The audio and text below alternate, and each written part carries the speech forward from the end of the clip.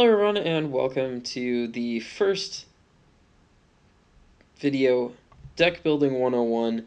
This is of the Deck Building Series 4, Alien Tuna. I'm Flying Gazelles, and today we're going to be talking about 4 major points. Effective card points versus actual card points. The fact that you have 39 card slots and how you can get the most out of them.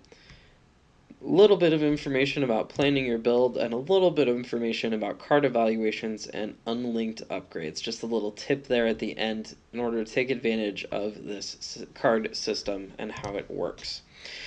So diving right in, we're going to talk a little bit about effective card points versus actual card points. So this is a mistake that I see a lot of people making,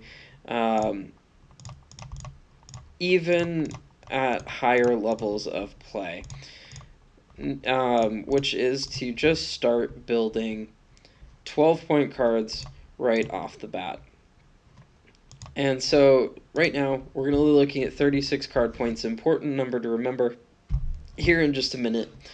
So again, fairly common. I've even seen this same exact build out of Revenant. You have 36 card points here. You have 2 cards, these 2 meltdowns, that are giving you 1 extra card point from the fully upgraded bonus. Fully upgraded bonus is something to take advantage of, and you'll see why here in just a second. So 36 card points, effectively you have 38 card points worth of value. So if we take these out and we take a look here, let's leave the blink shot in because that's a pretty common thing to do, and let's get to our 36 card points a slightly different way.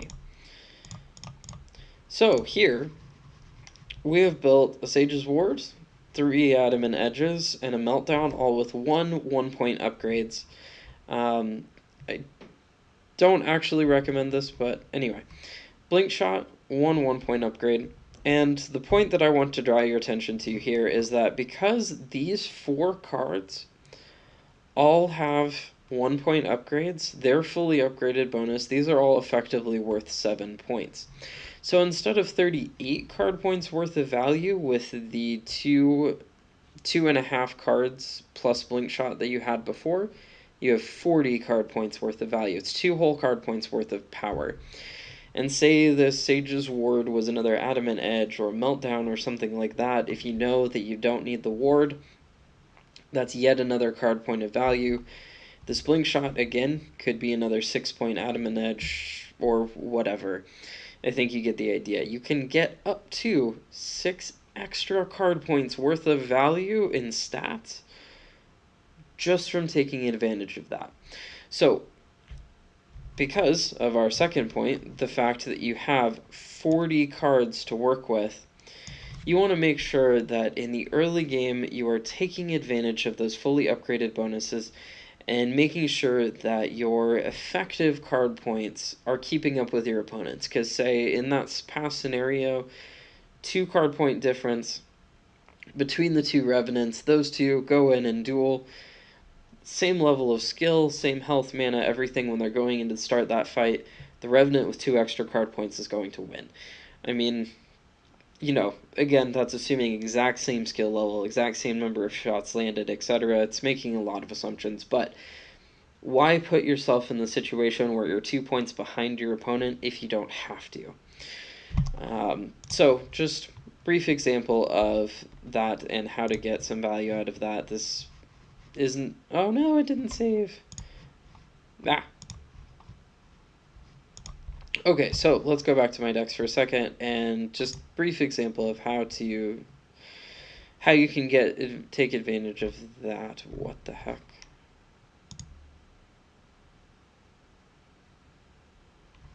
Sorry for some of the technical difficulties here. We'll edit that out. Okay, brief example of how to get some early game extra value in an actual build. You know, again, just grab your starting items, start filling out those 6-point cards, and then, you know, for that last slot, You could even build into something like Ash of the Witch, Empyrean Mask. Like, it doesn't always have to be something that gives you a fully upgraded bonus, but say, for instance, if you build Ash of the Witch or Tainted Magic in that last slot, you get enough card points to go back with it. At that 36 CP, you're still getting a lot of value out of that passive. Say, here you're getting 41 card points worth of value instead of 42. Just because of the importance of a ward as far as stats go. So just, really quick, easy example of how to kind of plan that out. And then what you can do, just take, for instance, you get another 6 card points, drop that for this bigger burst engine, get another 6 card points, or get 8 card points in this case, drop this, pick up this Magna Lens, this 15-point Magna Lens, this beastly Magna Lens. And, you can see how easy it is then to transition, because going back with 5, 6, 7 card points at a time, especially after that first 36 card points, you're clearing minion waves like that. Bam. Going back, upgrading those cards super quick and easy. Helps you get the most out of your mid game so that you're never behind in power. And I feel like that's really important. So again, just when planning your build, some just quick tips here. Get your starting items. Ideally, you want to have 3 of them. Either, health potion, healer token, mana potion, healer token, dummy ward, or if you're just starting out, you can go with health potion, mana potion, scout's ward. It's very effective. Run with it. One of the big things to keep in mind, you may not be able to do this when first starting out. You need 1-point upgrades, and you need a lot of them. You need 16 of them, ideally, for 4 1-point cards at the beginning of the game. I have enough to get 5, even. And that's perfect. Like, most of the time, 4 of them is enough. Because you only have 4 slots. You can't actually get the full 6 and have a final 60-point build with upgraded cards and everything like that. And that's fine. Just take advantage of as much of that as you possibly can. And if you have the ability to get those 1-point upgrades, do it. So, moving on to the final little bit, last little deck building tip. Looking at a card and trying to figure out how to evaluate it.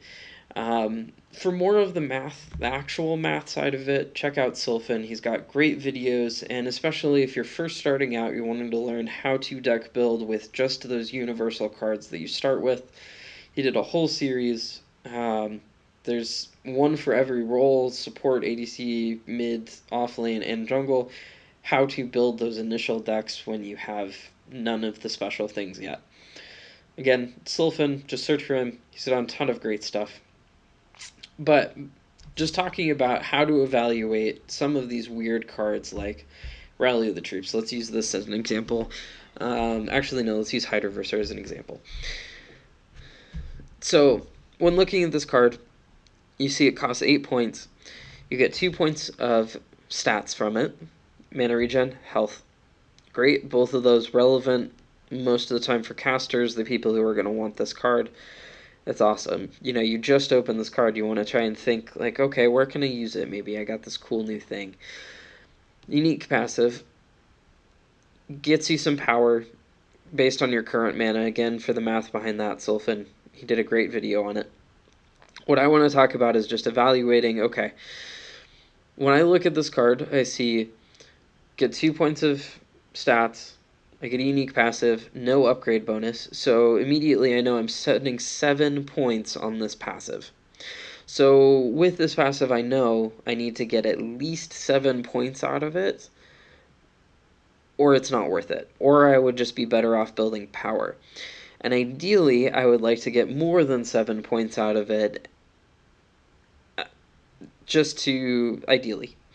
Because if I'm only getting 7 points out of it, I could probably spend that 7 points in a more efficient way.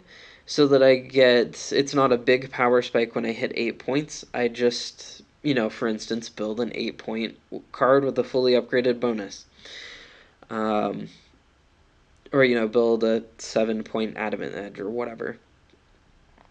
So just that's how I'm going through it and looking at some of these. And we'll get into specific cards and what I like on which caros and things like that when we start the build series next week, which is what I want to finish this on. Let's just recap briefly before we get into that.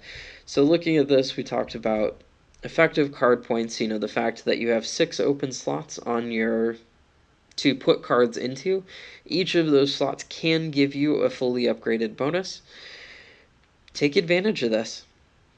That's all you have to do. Make sure you aren't falling 2, 3, 4, 5 points behind the enemy team or behind the enemy you're facing just because you're not using the system to its fullest. Again, goes into the second point, 39 card slots. With 3 starting items, you can end up with 3 or 4 or even 5 cards with 1-point upgrades in them to start your build. So, plan around that. That was our third point. Looking at your build, you want to think about, okay, what are my 3 starting items? What's my final build going to look like? What are the cards that I'm going to build to get there? And what kind of flexibility can I introduce to the deck beyond that? One of the unique ways, I almost forgot about this, I'm glad I came back to these points, to add a little bit more flexibility is through unlinked upgrades. So, let's go into a deck that I'm going to be redoing soon. Anyway, let's just use the example deck. Let's unlink these upgrades. Yes, I would like to do this. So you don't have to unlink all the upgrades. I'll show you how to. You can also just add upgrades. So let's say I want to get a minor shock, some minor cosmetics, a couple strikes. Sure. So unlinked upgrades, the way that works is when you're in a game, you get to then pick up a card, and you can then put any of those upgrades that are unlinked that match. For instance, this one's power and health. So any power and health upgrades I have that are either linked to this card or unlinked completely can be put into this card. So right now I unlinked all of them. Don't do that. It will make your life painful when you're going in to spend. The way you want to use this is, say, you have a blink shot that you want to have as an option in your deck, and you also have, let's say, another 5-point card here. Let's just grab a stasis gem. So in this case, both of them give you power. Say in that final build, you need both of them to have 8 points total, but you only have room for 3 cards. You only have 3 cards left out of that 40, but you want to fit in both of these. Normally, if you needed them to be 8 points, you'd have to have a 5-point stasis gem, 3-point upgrade, 5-point blink shot, 3-point upgrade. Instead, what you can do, add 1 3-point upgrade that's unlinked, and all of a sudden, you can take one or the other and pick up that upgrade. It's that simple, and it's just a little quick tip, because I know I've seen a lot of players, they don't even realize that you can have unlinked upgrades. I didn't realize it for a really long time, and it even confused me a little bit once I realized you could do it. I honestly don't use this very often just because it doesn't come up that often, but you can be creative with it. Again, there's a lot of different ways that you can use the extra flexibility when your upgrades can be put into multiple different cards, not all of which are going to be in your final build. So, those are the big things to think about. So we talked a little bit then about, card evaluations, unlinked upgrades. Coming up, starting next week, we are going to start the deck building series. I want you guys to tell me what order you want me to do this in. I will either do it alphabetically by hero roll or by some other wacky method, depending on what you guys post.